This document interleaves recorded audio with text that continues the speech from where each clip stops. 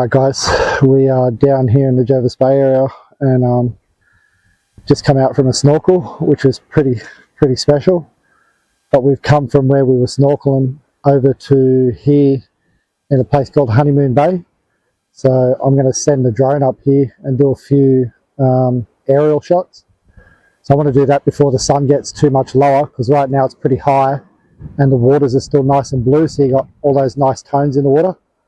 So I'm going to get over there and get that done, and I'll show you a bit of footage of that and the photo that I get from there, and then pack up and head back into the actual bay, and we will photograph sunset and then head back to our campsite for the night. But I'll show some photos also at the end of the footage for from within our snorkeling. So hopefully some of them worked out, because that was nice down there. Some really nice kelp forests and some really nice grassy meadows and stuff like that, and the colours were just phenomenal. Anyway, I'm going to get into this, and we'll get the drone up there, and I can show you how that all works out and what that looks like. But it's pretty special.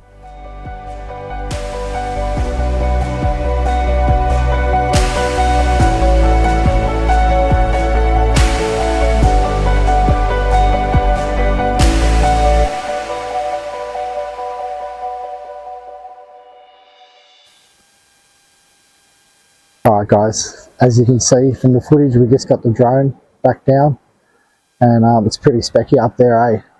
You don't see that when you're down here on the ground, so I'm glad to have been able to take his up there with me. And well, if any of the shots were any good, here they are.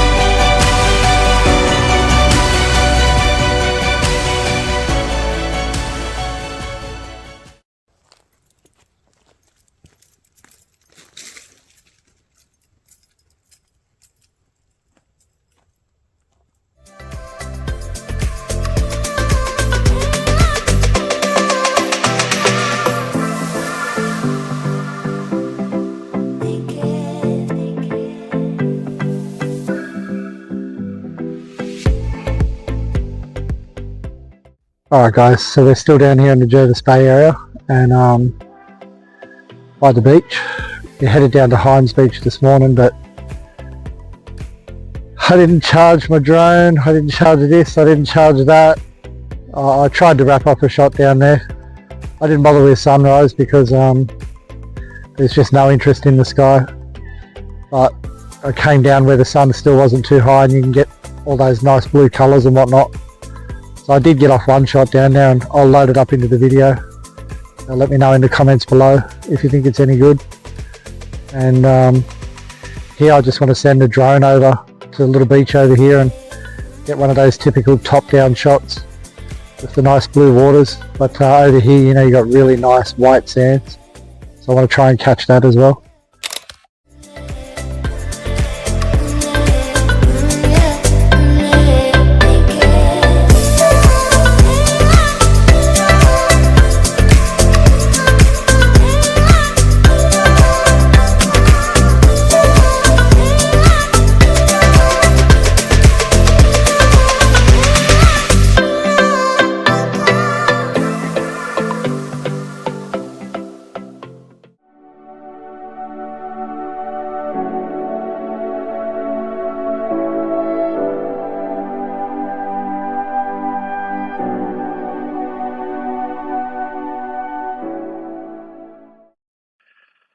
Alrighty, we are back here in the editing suite in Adobe Lightroom Classic,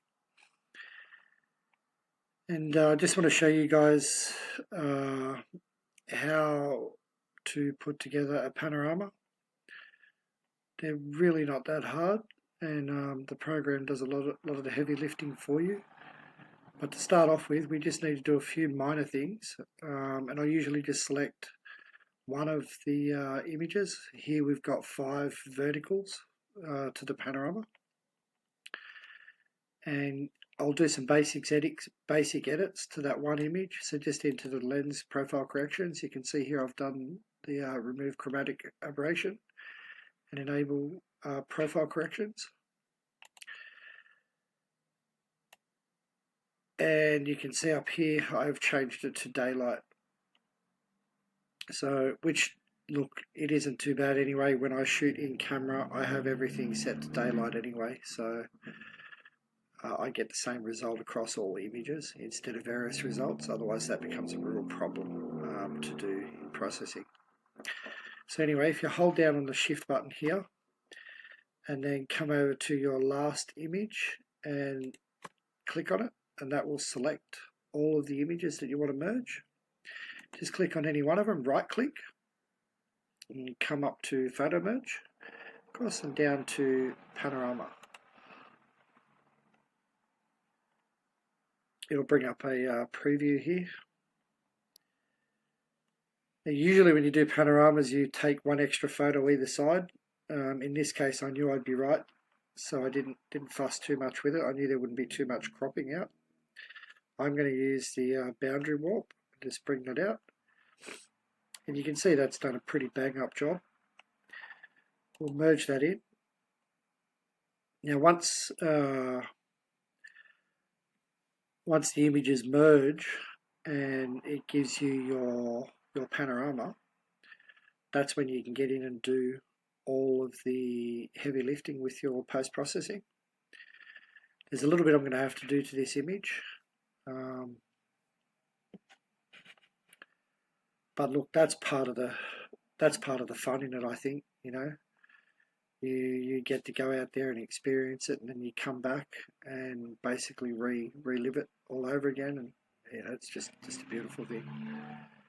So here it is down here already. You can see that didn't take too long, and there you can see it's done a pretty good job of stitching that up. So the first thing I'm going to do is come down here into the module for transform. And I'm just going to click on auto, just to, doesn't look like it's done anything, but if you look at that horizon, it looks a little bit off, so I'm going to have a look at that. It's pretty close. I'm going to leave that exactly where it is. So now we're going to come over. You can see in this image here that the sun's not quite in the center of the frame. So the first thing I'm going to do, actually I'm just coming back to this for a second. I hit that rotate. You can see there, I'll constrain that. Sorry about that. So let's come over to the crop. I want to give this a 16:9 crop. There we have it. You can see there, now that the crop's up, that it's not quite level with the image, so we want that to be more center frame, like that. It's about right. There we go. So we're going to come over here and get rid of this bit of sun flare. Now these things work extremely well if you do small bits at a time, so we'll do that one. Then we'll do this one. Let's bring that down here somewhere.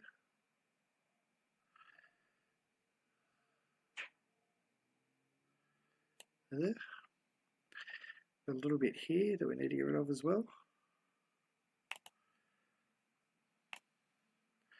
Sometimes you need to move these things because it doesn't put it in the right spot. And you can see this one here too, so we'll get rid of that one as well. And that's done a pretty bang up job of getting rid of all of that. In the crop, we got rid of these other people that were over here on the left-hand side of the frame. And we also got rid of that branch that was sticking up there in the right-hand side of the frame. So that saves us from having to clone any of that out. Now, sometimes you really just need to embrace your highlights. And if you have a look in the sun area here, if you bring down, the highlights are meant to be there. And, you know, when you do things like this, that just looks terrible. So let's not do that. Let's bring that back to there. I'm actually going to raise the highlights a little bit here. Something like that. And we've got a bit of vignetting here. You can see that here in the corners. It's pretty evident. And I want to get rid of that up there. It looks a little odd if you ask me. I also want to warm the image up a little bit. So we're going to come up to about the... Actually, let me leave that there in the daylight. Let's fix this first. We'll get a mask, a radial gradient. We'll spread this across the whole scene. Bring this over to the middle. Now we're going to invert this. Invert. Now we're going to raise that exposure to get rid of that vignetting up there. And you can see, there you can see it's pretty much non-existent now. But we've also raised down here too, and I wouldn't mind those shadows being down there a little bit, just to push your eye up and into the center of the frame there. So we will put on a plus sign up here in the masks, come down here for another radial gradient, and we'll just do the same thing again. Bring that out, center it over. So I want to try and follow the contour of the beach and the seaweed there. So this is probably a bit too big. Bring it in a bit. And now you can see we're following the contour there a bit better. And we are basically in the center. We'll invert that, right click on the center of the mask and invert it. Now we want to drop that exposure there a little bit. You see how we've balanced that out a bit. But in doing that, we've also brought back a bit of that vignetting up here. So what we're going to do is come down to the intersect and click on the minus, grab a brush. Now we're just going to brush over what we want back in there. You can see that. Fix that up.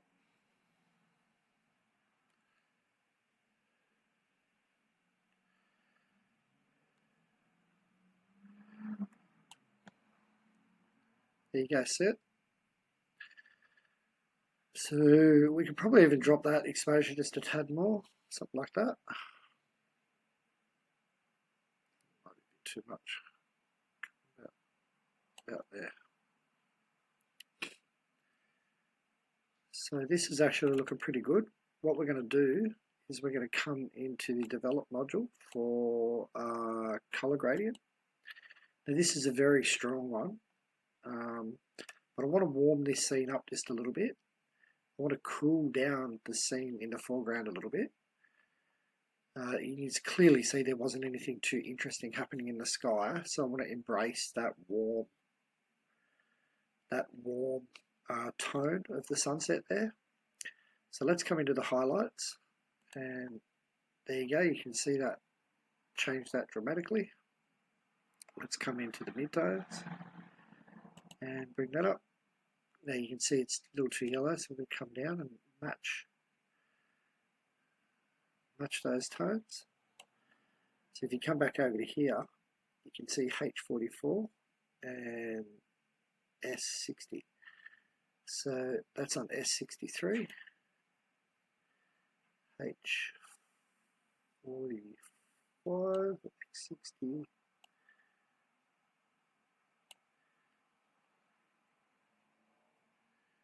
So you can see that's an exact match on both, which blends it in a whole heap better. But you can see here in the foreground, it's really just gone over the top. So I'm just going to bring a little bit of those blue tones, cooler tones into that. And we'll do that just by simply doing that, but it's still not enough. So we'll close this off. What we'll do is we'll come and grab a mask again, the plus sign there, and we'll grab a brush. And what we'll do here, make that brush nice and big and bring our mask in around the contour of the beach. We still want that little bit of warmth here, but we just need to cool it down a little bit. It's a bit over the top.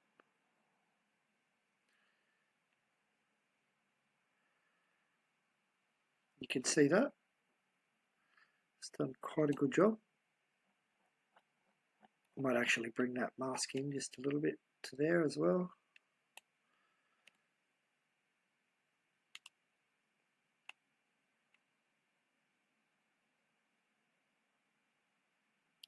So you can see it's still nice and warm, but the whole image just isn't giving off that yellow look. Got nice warm tones here where the lights more concentrated on that area.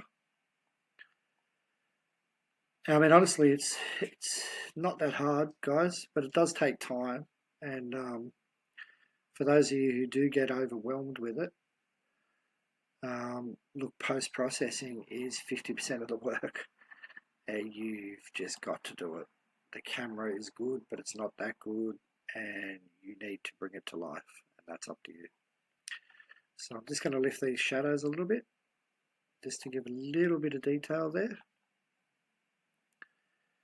The highlights we already raised.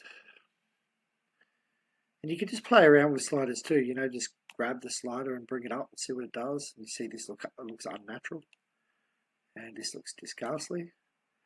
But, you know, just throwing around a few sliders like that will help you along the way too. When I'm pretty happy with this image, I'll put in a little bit of dehazing opposite way, just to soften the image up. I think that looks pretty good. And what we'll also do is, I'm going to grab a mask again, come down to the linear gradient, and just bring this up to about here, and just drop the exposure a little bit. You see how that's much more natural. And sometimes it's just a process, eh? You know, grab the exposure, bring it up, see what it does. Grab the exposure, bring it down, see what it does, and you can see what direction you want to take your image straight away. You can see here what I was saying about embracing the highlights. Sometimes you've got to embrace them. It's meant to be there, it was there, and that's how it should be. Anyway, so I'm pretty happy with that. That's a 16:9 crop. 5 vertical images, pretty well stitched, and I can't complain. So that's it for that one, guys. It was a bit of a shorter video. I had a lot on my plate on that one. We did a lot of things over a very short period of time, and it was just extremely difficult for me to put together video and do my photography and try and keep a few things secret from Debbie. So moving forward, guys, if you want to hang around and see what happens in the future and pick up a few things from me, hit that subscribe button, smash the like button. It's free to do, and it helps my videos in the algorithms. And until next time, take care, and I'll see you again soon.